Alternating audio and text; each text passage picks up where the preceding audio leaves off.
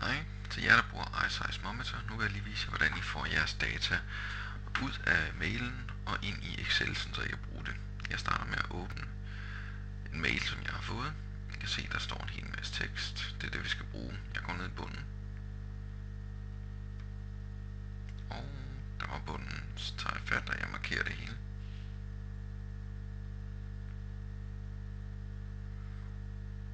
Sådan der. Og så træder jeg Ctrl-C, så jeg kopierer det hele over i clipboardet.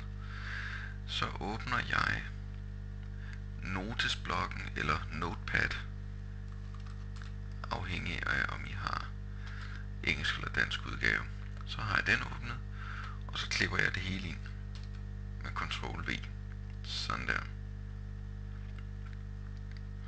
Så er der lige nogle ting, vi skal have klaret, nemlig hvis vi ser på den her fil, så kan vi se, at den bruger ikke komma, den bruger punktum. Det er engelsk sproget eller amerikansk standard. Og det her, det er x-kolonnen, det er y-kolonnen og det er z-kolonnen. Det er det, der hedder en komma-separeret fil. Og det kan I se, hvad den er adskilt af de kommaer der. Så vi skal have byttet om på nogle tegn, ellers så kan vi ikke få det her ind i Excel, uden at den tror, det er tekst. Vi skal have den til at vide, at det er tal. Så vi går ind og redigerer, og så siger marker alt.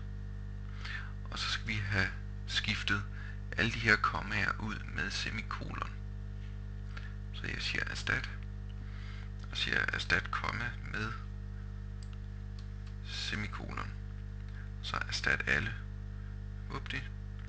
Og det næste, det er, at jeg skal have erstattet alle punktummerne med kommaer. Så jeg siger punktum i den første, komma i den næste. Jeg skal da lige markere det hele. Jeg siger marker alt. Og så siger jeg erstat. Punktum i den øverste, komma i den nederste, og erstat alle. Sådan der. Så har vi nu fået en semikolon adskilt datafil, hvor at kommaerne faktisk er kommaer. Og jeg gemmer den så. Gem som. Jeg lægger den på skrivebordet, så jeg kan finde den. Og så kalder jeg den iSizeMoprøve. Sådan der. Nu har jeg den liggende som en tekstfil på mit skrivebord. Så åbner jeg Excel. Nu var det her. Filer. Går ind i åben.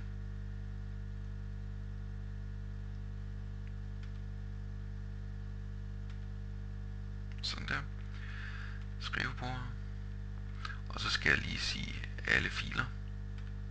Ellers så kan den ikke finde den, fordi det ikke er en Excel-fil. Og så siger jeg iSizeMoprøve, og jeg trykker.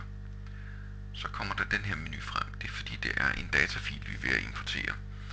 Og der er den lige brug for at vide nogle ting om filen, før vi kan få den ind. Vi kan se hernede, der betragter den bare som et stort stykke tekst. Så vi skal lige gøre den opmærksom på, hvordan den skal læse den. Det første, her, jeg rører ikke noget, jeg trykker bare næste. Så den her. Jeg ved, at det er semikolon adskilt tekst eller afgrænset tekst, så vi fjerner fluebenet i tabulator og sender det i semikolon i stedet for. Og vupti, så kan vi se, at den kan genkende det hernede. Her, tekstkvalifikator. Der skal den stå på ingen, fordi ellers så begynder den at tolke nogle af tegnene som, at det er tekst, og det er det ikke, det er tal. Vi vil have, at den skal tolke det som tal. Så trykker næste. Og her, der er det også bare at trykke udfør. Og vupdi. Så har vi vores data inde, og vi kan lige tjekke, at det egentlig er tal. Så lige med. Og så lægger jeg det der i den her, sammen med det der i den her. Og jeg får et tal. Så, den har tolket det som tal. Det var godt, nu har vi en fungerende datafil, vi kan gå i gang med. Slut.